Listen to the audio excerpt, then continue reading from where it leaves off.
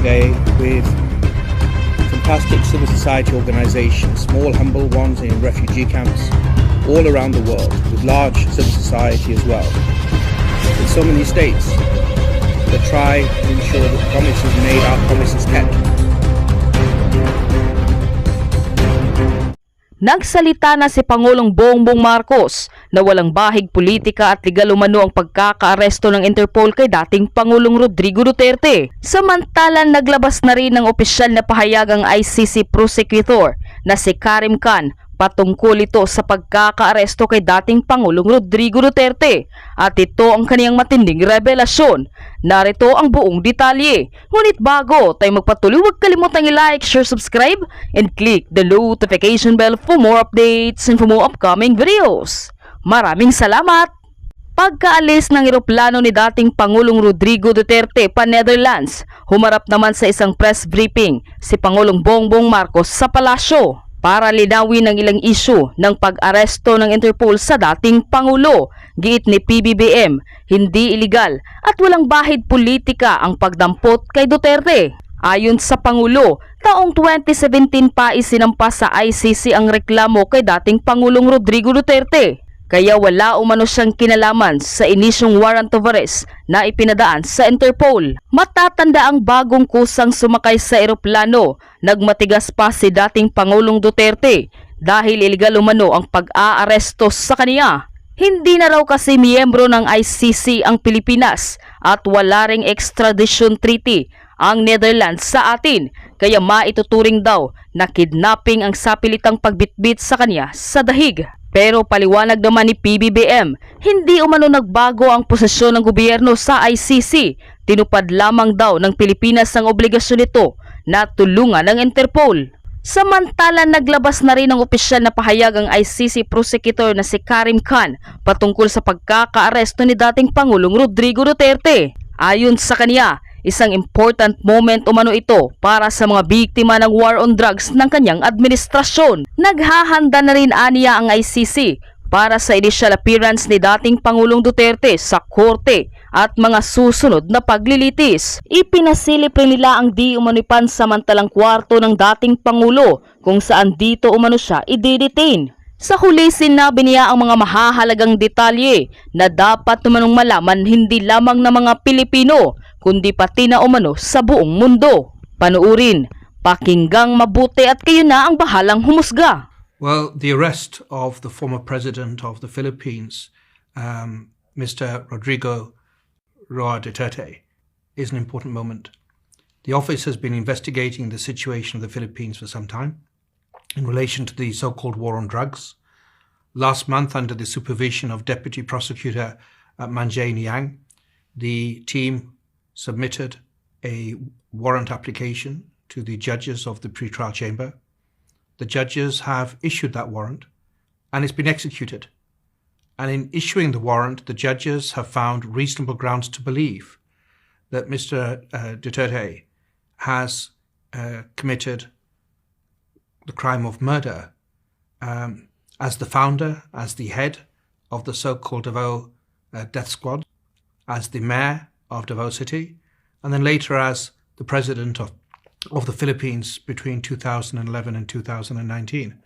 And I think it's important to show that the office has been working with communities, with states, with international organizations, with other partners to make sure that the investigation could be focused and could move as effectively as possible. And the fact that it's been executed is important to victims. It means a lot, I think, to victims. That's the feedback we've already received. And many say that international law is not as strong as we want, and I agree with that. But as I also repeatedly emphasize, international law is not as weak as some may think. When we come together, when we work, when we build partnerships, the rule of law can prevail, warrants can be executed, and it's important to underline as we now start a new stage of proceedings that Mr. Duterte is presumed innocent. He will make his initial appearance before the court soon, and the focus of the office is on the judicial proceedings, on proving its case before the judges of the International Criminal Court. The plane carrying former President Rodrigo Roa Duterte took off at 11:03 p.m. this evening and exited Philippine airspace. The plane is en route to The Hague in the Netherlands, allowing the former president to face charges of crimes against humanity in relation to his bloody war on drugs. The former president was earlier placed in government custody at Villamor Air Base after his common law wife, Hanilet Avancenia, and members of his entourage arrived at 9:20 this morning from Hong Kong on Cathay Pacific flight number CX-907. Mr. Duterte was arrested in compliance with our commitments to Interpol. Hours before his arrival, Interpol Manila received an official copy of the ICC warrant. This prompted the Prosecutor General of the Department of Justice to serve the warrant. Interpol asked for help, and we obliged because we have commitments to the Interpol, which we have to fulfill. If we don't do that, they will no longer help us with other cases involving Filipino fugitives abroad. This is what the international community expects of us as the leader of a democratic country that is part of the community of nations. So I'm sure that the details that surround this what has happened today are familiar to you. I just wanted to make very, very clear and give you the facts from for the departure of former President Duterte from the Philippines. Thank you. Thank you very much, Mr. President. Kanina po ay nagpaabot ng tanong ang mga miyembro ng Malacanang Press Corps at atin po itong sasagutin. Question number 1. Mr. President, meron po bang pisikal na kopya ng warrant of arrest laban kay dating Pangulong Rodrigo Duterte mula sa ICC? Oh, meron. This came in. Actually, it came in. I received it from Secretary Remulian. I received it at 3 a.m. last night, and I looked at it, and we went back and forth. 6:30, he wrote me again, and he said, "We have it already. We have the warrant of arrest from Interpol." And I said, "Okay, we'll put all our plans into place, and sige, let's proceed as we had discussed." Now that's what happened. So yes, there is a very clear document that will explain that will explain the basis on how we conducted this arrest of former President Duterte. Sir, is it okay if we give them copies of the arrest warrant, photocopies of the arrest warrant? Would that be possible? Do we have limitations on that? We have the limitations, but we can. We have here the SILG, who has been, of course, part and parcel of the entire operation. We will provide the PCO with a digital copy. It has been attested by the Secretary of Justice and the Department of Justice as a lawful and legal warrant. We will publish it after this press conference, and you can use it as reference. These are. It's very simple. It's a request to the Philippine government from Interpol to enforce the arrest warrant. And of course, we comply with our commitments to Interpol. We did not do this because it was derived from or it came from ICC. We did this because Interpol asked us to do it. And we have commitments to them, and we lived up to those commitments. Sir, thank you, sir. Second question, sir. Mr. President, sinasabi ng kampo ni PRRD na unlawful arrest daw itong ginawang pag-aresto sa kanya. Well, we followed every single necessary procedure. We had a very good basis on which to serve that warrant and to read him his rights. We followed all the legal procedures that are necessary. So I'm confident that if in further examination, you will find that it is proper and correct. Sir, third question from the MPC. Mr. President, may violation ba ito sa ating soberanya itong pagkakaaresto kay dating Pangulong Duterte?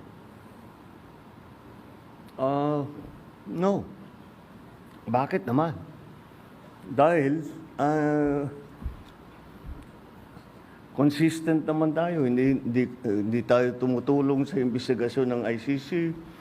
Wala tayong meron tayong contact sa kanila, natural. Pero no, not on an official level. We didn't help them in any way. The arrest the arrest that we did today was in compliance with our commitments to Interpol. It just so happened that came from ICC. But it's not because it came from ICC. It's because it came from Interpol. Pang-apat po na tanong, Mr. President, sinasabi po nila na ito ay political persecution lamang at may kaugnayan din daw sa 2028 elections. Okay, well, I'm sure sasabihin nila yan. But this case started in 2017 when we were still members of the ICC, and it was during the time of former President Duterte. So I don't see how that can be political persecution on my part, because it was initiated before I even came into the picture. So that would seem. But once again, we have to recognize that, you know, of course, it's natural for people to put lalagyan ng politika, kulay ng politika. Pero sinundan lang natin yung ICC, yung Interpol. Hindi natin kinakausap yung ICC. Marami silang hinihingi sa atin ng mga dokumento, wala kaming binigay. Yun lamang, hindi natin mahindian ang Interpol. Pag sinabi sa atin, tulungan nyo kami, kailangan namin kunin itong taong ito.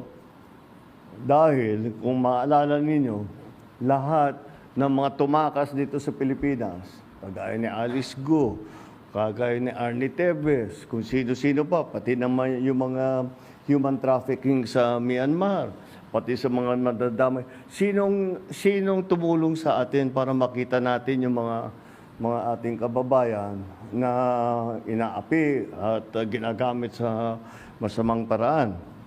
Ang Interpol. Kaya naman, dapat naman tayo, pagka sinabi sa atin, tulungan nyo kami sa ganito, tumulong kayo. Kaya naman, ganun ang ginawa natin. Maraming salamat, Mr. President, sa paglilinaw ninyo. You want to ask another question? All right, sure. Sir, there are calls for people power. There are, in fact, as we speak, protest actions ongoing. Would you like to address the supporters of the former president? The supporters of the former president? Well, you know, again, the government is just doing its job. Wala namang, it's not because it's one person or another that we do the things that we do. Maybe sa nung mga nakaraan na mga administrasyon, baka ganun ang ginagawa. Pero para sa akin, hindi naman ganun. Sumusunod tayo sa batas. We are a member of the community of nations. We must live up to our responsibilities, to the commitments that we have made to the community of nations. And that is what's happened here. Politics doesn't enter into it. Why that, he's never going to be a candidate for anything. Why go after him? Di ba? At saka 2017 pa ito, wala pa ako. Civilian pa ako noon. So, this is the evolution of his case, and this is where we end up. Yeah. All right.